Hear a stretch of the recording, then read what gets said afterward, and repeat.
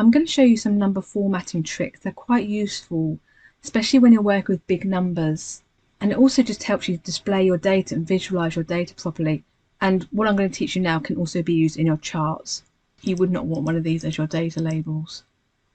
If we just click on here, and we can either click here and it brings up our number tab on our format cells box, or we can use our shortcut Control-1. And we're just looking at all the custom ones here. Just as an example, I'm just going to show you the ones that are already there. So I've just written 1000 there. I've got no commas or anything, it's just straightforward 1000. If I choose this one here, it's got a comma in it, and the hashes are just placeholders, and that's how it will be displayed. So I'm going to add a comma to that. So I can click here,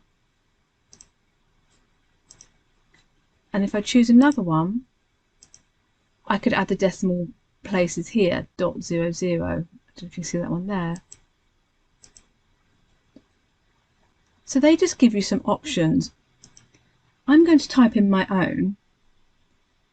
So I've just copied and pasted these values here, just so we can see the original. And just go back here, custom. I don't want to see all those zeros. I would actually just like to add a K for 1000 and just have 1K for 1000 and 10K for 10,000, etc. I can actually type this in this box here and make my own custom formatting. I'm going to type 0, and 1 comma actually strips out 3 zeros. So that means my result will just return 1 for 1000. But I just need to add a K there just so it looks like 1000 rather than just the number 1. So in quotation marks, I can just put in there a K. And that's my sample there of how it's going to look. It's just referring to the first cell there. Okay. So now I have 1K, 10K, 100K. And we can do the same for the millions if I just copy and paste that over there. Just highlight these, Control-1 shortcut, custom, 0. And because I need to strip out 6 zeros, and as I mentioned previously, 1 comma strips out 3, I put 2 commas in here. And then in quotation marks, M. And you can see up there, that's my result. So now I get 5 million, 50 million and 500 million. These are just a bit easier to read, and certainly in a chart these would look better. I wouldn't want to use this for my thousands. So I might have a mixture of numbers, but if I had something down here that was 1000, I'm going to get that, and that's not very helpful. I need something that covers both my thousands and my millions. So over here I've got a mixture of thousands and millions. I'm going to do another custom format, and it's almost like an if statement to say if this number's greater or equal to 1,000,000, then return this or use this format. Otherwise, use this format, and that would be our thousands. So let me just start writing it.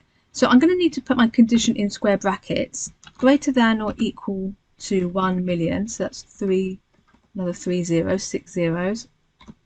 Close bracket, that's my condition. Is it greater or equal to 1,000,000? And if it is, I want it to look like this. That's £, 0. This is for my millions, 2 commas, and then my M in quotation marks. So if it's greater or equal to 1,000,000, this is the result. Then my semicolon then moves me onto something a bit like my false statement in the if function, where it returns anything else. So if it's not greater or equal to 1,000,000, then show this, and that's going to be our thousands. £, 0, 1 comma, and then our K in quotation marks. Okay, so there we've got 1,000, 12 million, we've got the original number still in the cell up there, 10,000, 120 million. So that caters for both instances, which I think is probably the best way to do it. And as you've just seen, up there you've got your original number. This is just your formatting and how it's displayed. So I can still do formulas based on those cells, multiplied by 2. 2,000.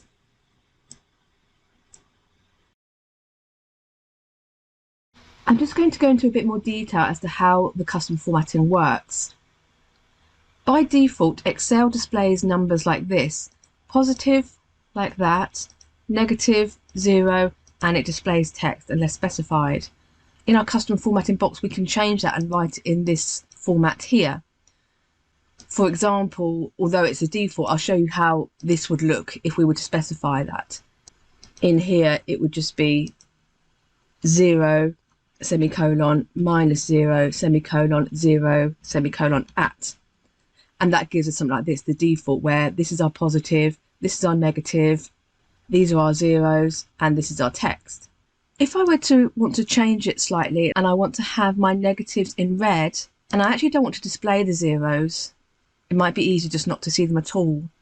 So all my data here, so I'll just highlight this, go to my number, custom format, and in here I'm going to type 0 for our positives. We just want those as the default. And I'll write my minus 0 for my negative, but just in front of that, I'm just going to type the word red in square brackets.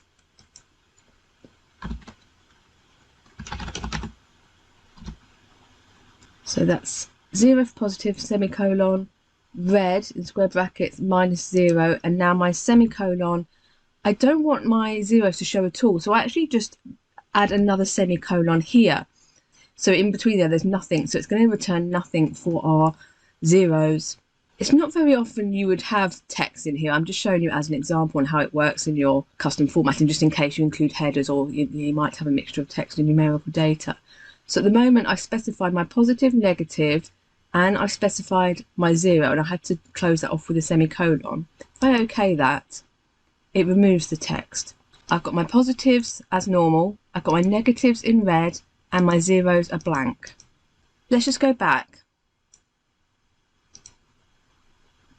And I'm going to put the @ symbol there. And there's my text. And let's just do this one here. It's similar to what I've just done, but I want the positives to be in green, and I want a dash instead of a 0 or a blank. So I can adjust what I've done here already.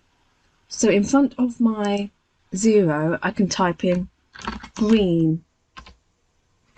There are also a list of colours. Sometimes I use the colour 10, which is a nicer green than this one. This green's a bit bright and hard to read, but I'll just type that for now so you can see it. So that's our positive, green and a 0.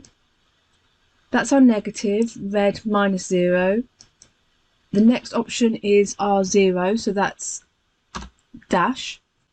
And it's up to me what I want to do with this text here. So let me just show you what happens there. So as you can see, that's a bit bright. So our positives are in green, negatives are in red, our text is there, and our dashes are there in place of the zeros. Let me just highlight that again, and I'll amend that to colour 10. It's just a bit easier to see. And I'm going to remove that, the text, and then we'll see what happens. Slightly nicer green, got our negatives in red, our dashes there, and we don't have our text.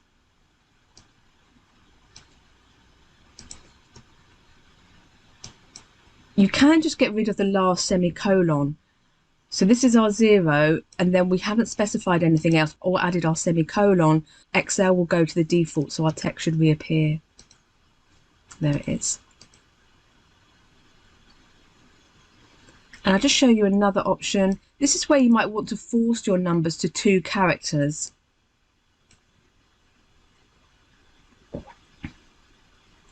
So number, I'm just going to start again.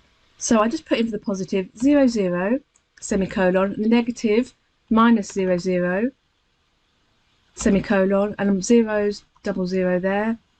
And I'm just going to leave it like that. And there you go. Positive, negative, 0, and the text is just normal. And so this is what a single digit looks like, 0, 8, or just the 2 characters there. You can, I tend to use this sometimes with my conditional formatting. So for instance, if I've got conditional formatting, like a colour scale, and I actually don't want to see my numbers. With conditional formatting, you could use a formula and say if it's greater than, just remove that, if it's greater than 25, we want to show it in green.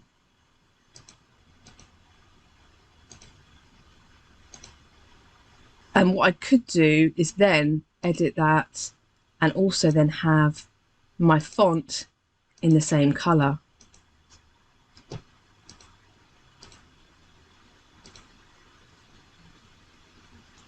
And then I'd have to add another rule and say if this, just get rid of my dollar signs there, it's less than 0, then format, and our fill is in red. Okay, okay, apply. And to get rid of the numbers, I'd have to at the same time change the font to the same colour. And you can see then I could either change this to yellow and then do the font as well, or just have it in white and change that font to white. It's a bit of a pain. So if I just undo that, and as we were before, you could do the data scales, which is a lot easier. Just click one of these, and then in my number formatting, I can actually just put in 3 semicolons, and it then actually returns blank. The numbers are still there. You can see them up there. It's just another way to visualize it so you can see where your highs and lows are. You might see there's some sort of pattern, and if you had months or certain products, there might be some sort of correlation there. I'm going to go through dates in a bit more detail just after this. I do tend to use formulas to format my dates, but there are date options. Normally I go up here and choose short date. It's already in that. I'm just going to copy that date. And then here, we can just look at some of the date options. So under your format cells number, there's this date option here. So at the moment I've got 01/01/2023. You could change it to something like this, and it gives you a sample up there. And that brings it in that format. Or we can not show the 20.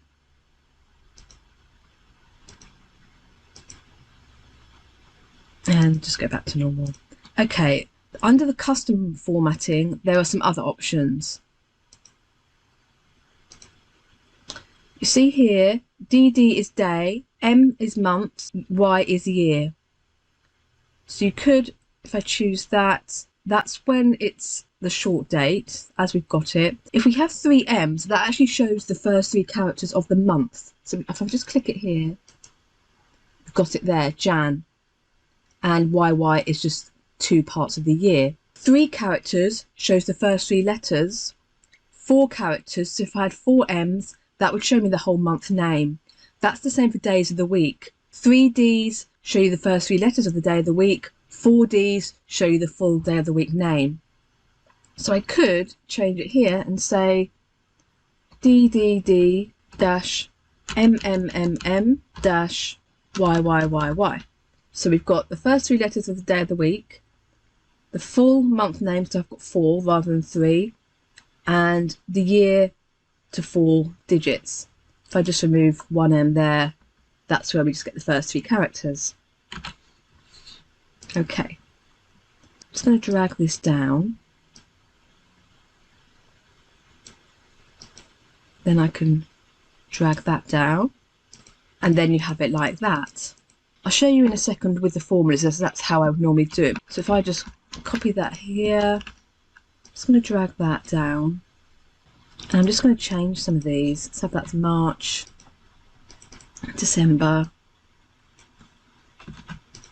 So I could just in here, go to our custom format and just have 3 M's, and it's going to give us our month to 3 characters. So there are some date options in your custom formatting, or you can just add your own.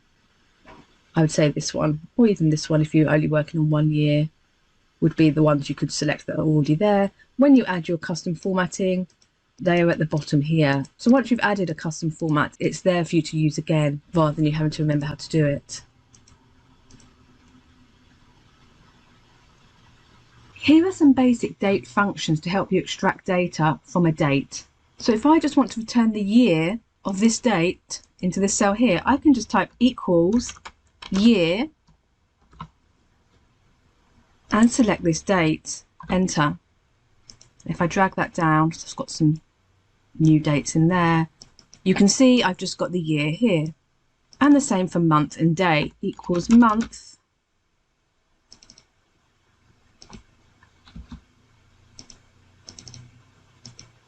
and day.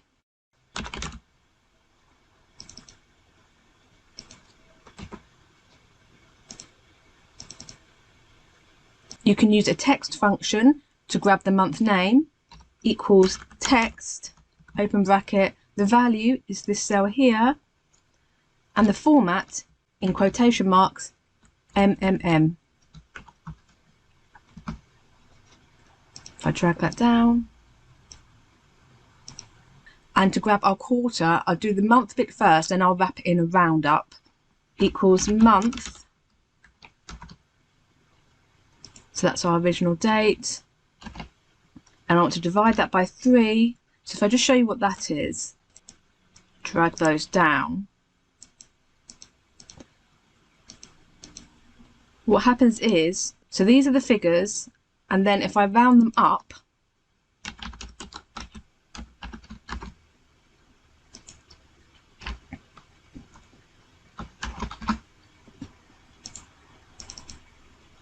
I get my quarters. We do have some timestamp options. If I put my cursor in the cell here, I can either do control semicolon, and that gives me today's date, or I can do equals today. So when you have that, that's going to update. So if I open this file tomorrow and that formula is still there, it's going to show the 5th of Jan. And the same for now, but it just includes the time, equals now. So here we have some more useful date functions. Here I want to know what day of the week this date was on, equals weekday. The serial number, that's the value, that's this cell here with our date in. And the return type, I tend to use option 2, Monday as day 1, Sunday as day 7. And then, just so I know that's Monday, I can do equals text and value. I'll choose my original date, and the format would be DDD, 4 Ds for the full day of the week, Monday. So we have a project start date and the number of days that the project lasts. What's the end date? We can use equals workday. I'll pick the international one. It's just a bit more specific with regards to the weekends. So our start date is this date here. Number of days is this here. And our weekends is Saturday and Sunday. And you can include holidays as well if you have a list of holidays somewhere. 17th of Jan. I'm going to show you the opposite. We get a slightly different result. I'll explain afterwards. Project start date, same as above. Project end date, the result there. How many days is that? Equals network days, international, start date, end date, weekend. So this counts from the next day. Doesn't include the first day. This includes both these dates. So this is a Monday, and in between those dates there are 2 weekends, so that's 4 days. So just to point out, there's a slight difference. This is giving you full days, so it doesn't include the first day as a full day. We can use eDate to add a month, equals eDate. I sometimes use this for my headers. Start date is here, number of months, 1. So I want to add on 1 month. And I'm just going to put all of this in date format up here. Now, if I drag this along, I get my other months. So Jan, Feb, March, April, May, June. This is because I haven't locked that first cell. So this eDate is taking this date and adding on a month. Then when I drag it over, I then now looking at this date and adding on a month. And then I'm looking on this date and adding on. So that number 1 doesn't change. That's not dynamic. But because I haven't locked that first cell as always referring to column A, then that works. The other way to do it, and you might want to watch my row and column tutorial in my formula section, equals eDate, this, F4 to lock it, to fix that date, is always referring to the 1st of January, start date, month. So let's just show you what happens if I just pick 1. Again, let's just change that to short date. So that gives us the right answer, but when I drag it along, I'm still referencing this first cell and adding on 1 month. So I'm going to get the same answer each time. The way I can make this dynamic is to somehow reference a number 1. So what I can actually use, is column and select column 1 anywhere. I'm just going to select here. So that's column 1. So column A is column 1. So this part here of my formula actually returns the number 1. Just do another bracket here. So now when I drag it over, because I've referenced that column and my column's dragging over each time, so by here I'm in column D. That is column 4. So by here, that's almost as if my eDate is this date here plus 4 months. If you're not quite sure, refer to my rows and columns tutorial under the formula section. I do an example like this, but using end of month rather than eDate. So over here, we want to know the difference between 2 dates. So over here, we want to know the difference between 2 dates. When we start typing our formula, this isn't actually in there. It's called date diff. Date, and you can't see it there, date diff. But if you carry on typing it and write the syntax that I show you, it does actually work. So equals date diff, it sits there now, and I select first date. Unfortunately, it doesn't give you any helpers here, is what you need to select, but it's just first date, comma, last date, and I want to show how many months, the date diff in months. So I put quotation mark M for month, quotation mark, close bracket. There's 5 months in between those. I could do the same for days, equals date diff,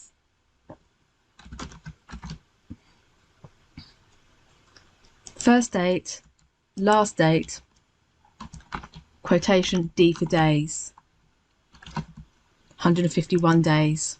I could work out the date between a certain date and today's date. I could either have the today function in here and then work out between that date and today's date, or I can write it into my formula, equals date diff, this cell, and today, so that's my end date, today, and I want it in years. So this could be for someone's date of birth, 44. We're just a few days before this date, otherwise it would be 45 if I put the first in. But the easier way maybe, if that's a bit confusing, is to put that in there and then just have equals date diff,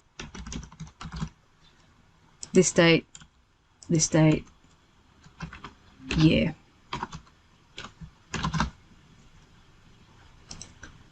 So you can either have that there or have this inside of your formula as this part here. The last day of the month, I do use this quite a lot actually.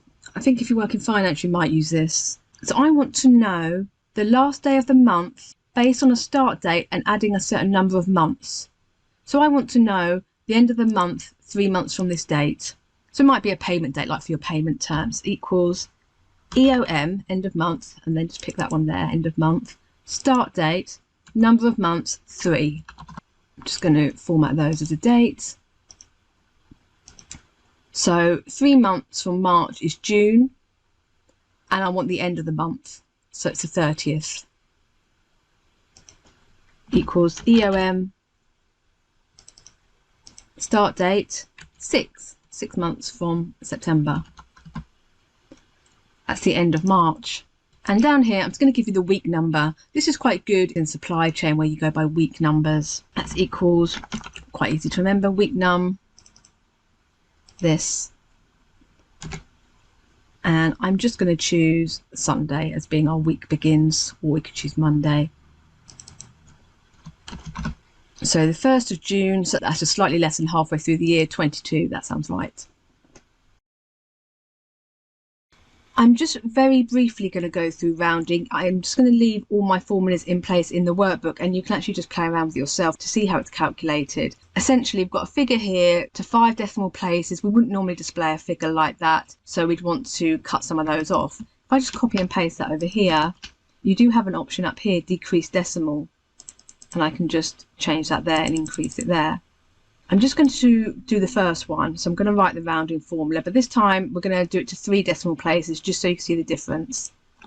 Equals round, our number is this figure here, and number of digits we're going to do 3 this time rather than 2 in the example there. So there it's 285, whereas there it was just 28 out of those 5 digits there. So this by default rounds up. You can just use these when you've got figures like this. I tend to only really use them when I'm writing an average function, and that result can sometimes return quite a lot of decimal places. So I'll just wrap average in one of these rounding options. You're probably only ever going to use these 3 here. You can just see the difference. I think it's fairly self-explanatory. So this is round up. So rather than 0.28, it's going to be 0.29. And that's to 2 decimal places. So we're rounding up to 2. And rounding down to 2, so that's 0.28. Obviously, it just depends on what this next number here is. And these are a bit more complicated. You probably won't use them. I just want you to know they're there. They all follow similar to this, where you specify at the end. So this ceiling and floor are rounding up to 0.05. So rather than 0.28, it's going to be 0.30, and here it's going to be 0.25. And this one works in a similar way, M round. Then there's trunc, which is truncate, and int for integer. These work in a similar way. They just return the number before the decimal point. So essentially, they're just cutting all of this out. So trunc returns this value, just everything before the decimal, and integer here just returning the whole number without the decimal places. They do return the same result apart from when you have negative figures, like here. Truncate is just cutting off those decimal places, so it's returning -365. Integer is returning the lower value, and in negative numbers 366 would be the lower value, so it returns that result there. And here this is absolute value.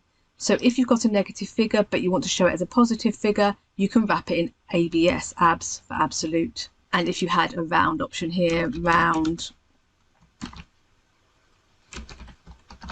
so you could just wrap absolute around your rounding. There we go. And this is mod. Probably won't ever use this. I just want you to know it's there just in case. I've got a number of different size cap screws, and I have their quantities here. So we just have a stack of these. These are the pack sizes they come in. So first of all, we might want to know how many packs of these we have rather than just this number here. This is where you can just do the quantity divided by pack size, and that gives you these results here. And then you could use, I've just done different examples up here, round down by 0 places, integer, or trunc, and they give us our complete packs. So mod is giving you the remainder. So you can just type in equals mod, the quantity, comma, the divisor, that's your pack size. So mod, you don't have to work this out first, just gives you your spares or the number of singles. So you've got these packs, and then you've got another 23 cap screws. So these are just the random amounts that are left over. I'll leave you to play around with that. You're probably only really going to use these, possibly these two, and probably not mod, but it's handy to know it's there. Occasionally I get my values back, but I just want to see the positive, so I use the absolute value.